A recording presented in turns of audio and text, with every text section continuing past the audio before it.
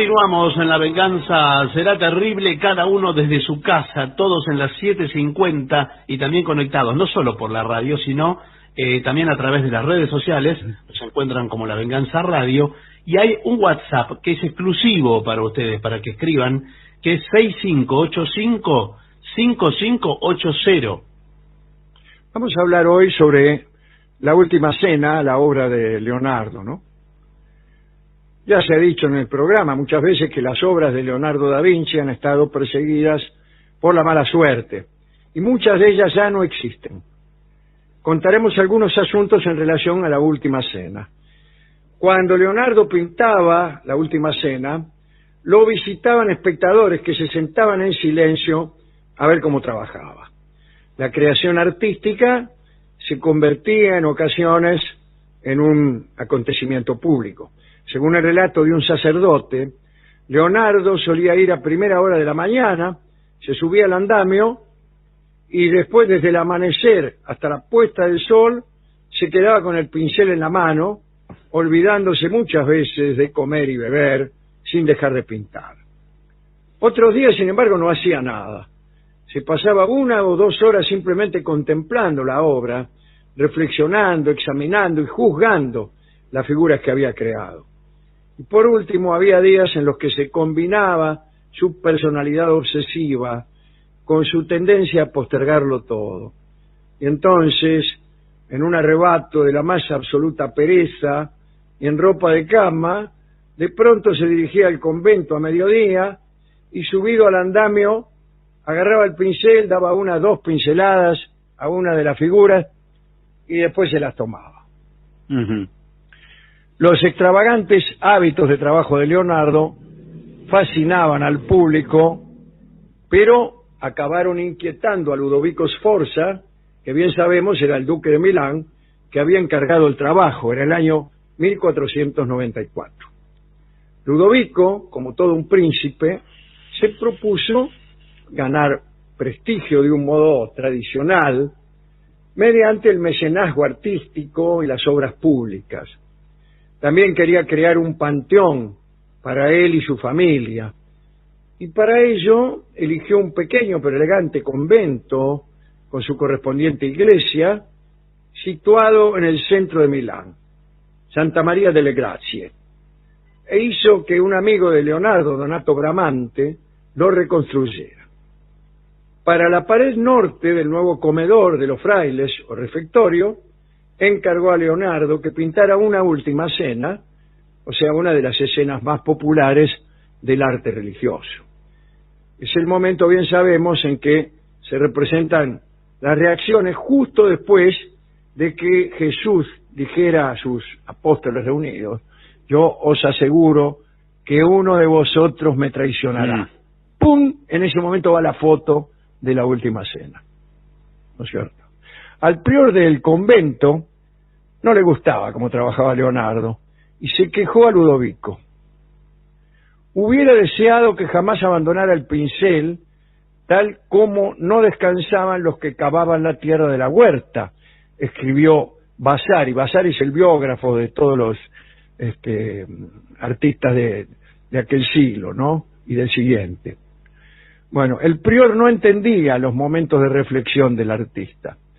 Cuando el duque Sforza mandó a llamar a Leonardo, terminaron conversando sobre el acontecer creador. Leonardo le dijo a Ludovico que a veces se debe ir despacio, detenerse e incluso retrasarse. Pero también le dijo, enojado, que le quedaban 2 cabezas por pintar, la de Cristo y la de Judas. Sí. Como le costaba encontrar un modelo para Judas, dijo que usaría la imagen del prior, del tipo que le tenía bronca, si éste insistía en molestarlo. Y dice Vasari en su biografía: el duque se divirtió enormemente y declaró riendo que tenía mucha razón. Entonces el pobre prior, lleno de vergüenza, se dedicó a premiar a los jardineros y dejó en paz a Leonardo. Pero pasó un tiempito y Ludovico empezó a impacientarse. Y eso sucedió en especial después de que su esposa Beatriz muriera a principios de 1497, a los 22 años. Y bueno, se puso de mal carácter Ludovico. Aunque había tenido varias amantes, el duque estaba desolado. Y Beatriz era joven, pero solía aconsejarlo. Bueno, esta mujer fue a su marido, ¿no? A Ludovico Sforza. La mujer fue enterrada en Santa María delle Grazie y el duque comenzó a cenar una vez a la semana en ese mismo refectorio para estar cerca de ella de algún modo. Y entonces vio cómo Leonardo iba despacito, ¿no? En junio de 1497 dio instrucciones a su secretario de que instara a Leonardo el Florentino a que terminara el trabajo en el refectorio. Leonardo, medio apretado, ahí lo terminó. Algunos dicen que lo dio por terminado Ludovico y que Leonardo, eterno insatisfecho, declaró que debía seguir trabajando, pero bueno, no hubo caso. Pero es lindo saber que Leonardo estaba interesadísimo en teatro. Era el encargado de espectáculos en la corte de Ludovico y quiso escenificar un drama como si estuviera coreografiando una representación teatral. El principal método de Leonardo para mostrar los deseos o intenciones del espíritu consistía en utilizar los gestos. Leonardo dejó constancia en sus cuadernos de una gran variedad de gestos. Tenemos su descripción de cómo retratar a alguien que expone un argumento. Un tipo que está exponiendo un argumento dice: sí. El hablante tiene que tomar con los dedos de la mano derecha un dedo de la izquierda, doblando los dos menores y con el rostro prontamente vuelto hacia el pueblo y la boca entreabierta, parezca como hablar. Claro, claro. Si está sentado, que parezca como levantarse un poco y adelantar la cabeza. Si está de pie, que su pecho y su cabeza se inclinen levemente hacia el pueblo. Extraordinario, ¿no? Al pueblo, hay que representarlo en silencio y atento, escrutando todos el rostro del orador con gesto de admiración. Hay que procurar que la boca de algún anciano maravillado, pero esto es una pintura más que una coreografía, ¿no? Sí, sí. Pero hay que procurar que la boca de algún anciano maravillado por las sentencias que escucha se pliegue hacia abajo en las comisuras y arrugue sus mejillas y que sus cejas arqueadas y juntas colmen de pliegues la frente. En uno de esos cuadernos de bolsillo que llevaba mientras paseaba por la ciudad, Leonardo anotaba minuciosamente la descripción de un grupo de personas en una mesa haciendo gestos mientras hablaban. Eran anotaciones, ponele, otro entrelazando los dedos se vuelve fruncido el ceño a su compañero. Otro con las manos abiertas y sus palmas al descubierto levanta los hombros hacia las orejas, la boca insinuando un gesto de asombro. Bueno, parecen acotaciones escénicas, yo creo que no, pero en fin, de algún modo lo era. A la última cena le fue muy mal. Cuando Leonardo pintaba al óleo, aplicaba una pincelada o dos, la retocaba, meditaba un rato y después agregaba algunas capas más hasta que el resultado parecía perfecto. Eso le permitía mostrar gradaciones sutiles en las sombras y difuminar los contornos de los objetos.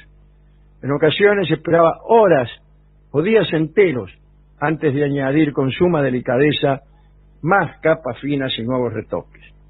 Este proceso lento era un lujo que los pintores de frescos no podían permitirse, ya que en esta técnica la pintura se aplica sobre yeso húmedo para fijarla sobre la pared.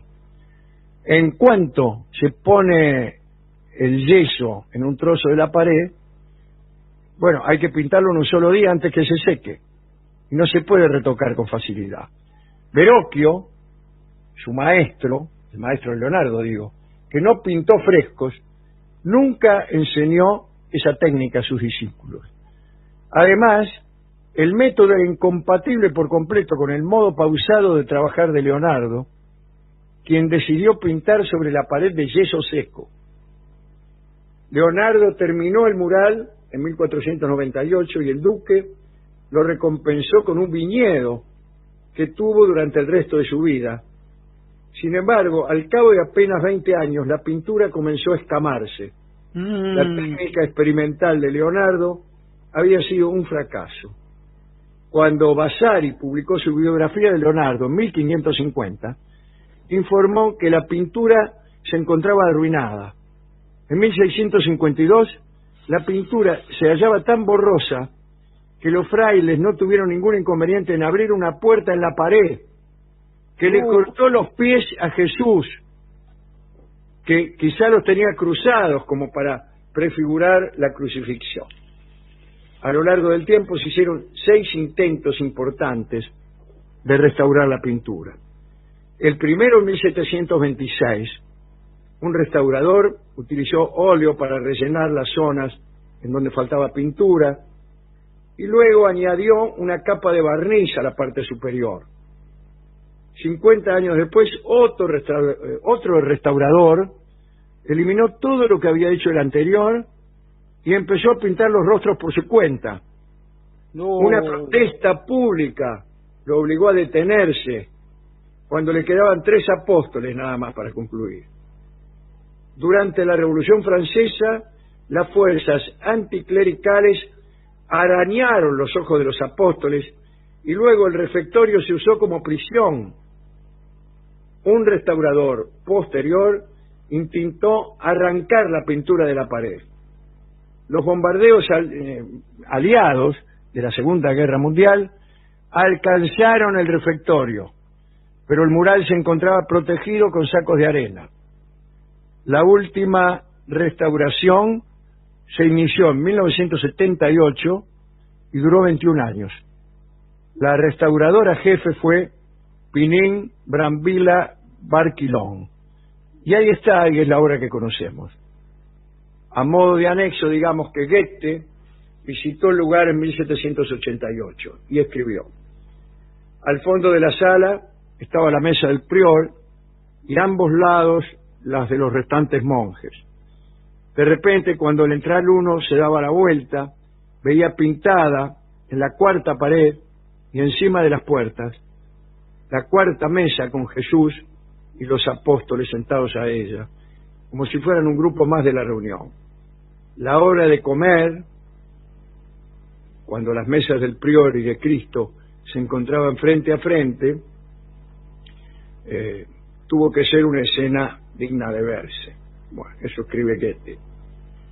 Hace muchísimos años, en 1994 hicimos una charla dedicada a la Gioconda.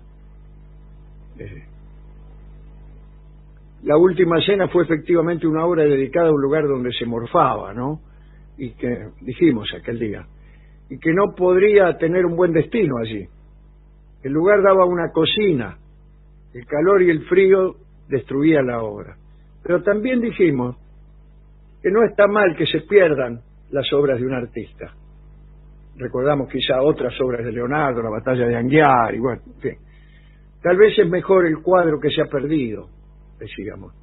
Y uno tiene la esperanza de que aunque perdidas, las mejores obras, las de más maravillosa belleza, supieron existir. Como es mejor el verso aquel que no podemos recordar, no está mal pensar en un arte ruinoso, y mejor aún en un arte que nace ruinoso, en un artista que presenta vestigios, retazos, parcialidades. En realidad es probable que el arte no sea otra cosa que precisamente esto: vestigios, retazos, porciones, cachitos, y encima perecederos. Vamos a escuchar, en homenaje a Leonardo, Si yo nací de su pincel, un tanguito que canta Carina Biorlegui y yo aparezco ahí haciendo alguna voz.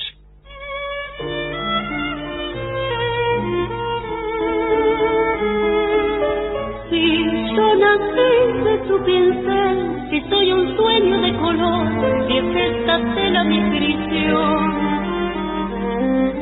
Será mi vida decisión, de su capricho de pintor, yo ya lo sé.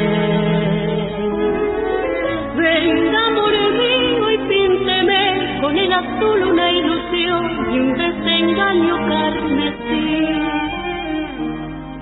Pinte de negro lo que fui y agregué al gris de lo que soy, un colorado corazón. Voy a darte lo que quieras.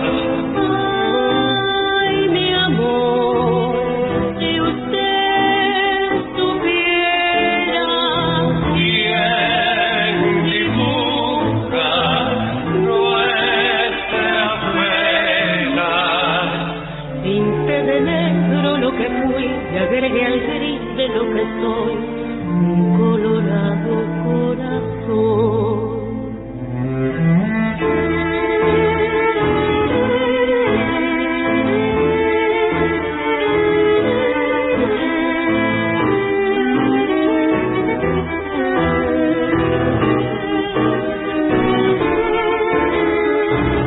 Quien dibuja nuestra pena. Pinte de negro lo que fui y agregué al gris de lo que soy, un colorado corazón.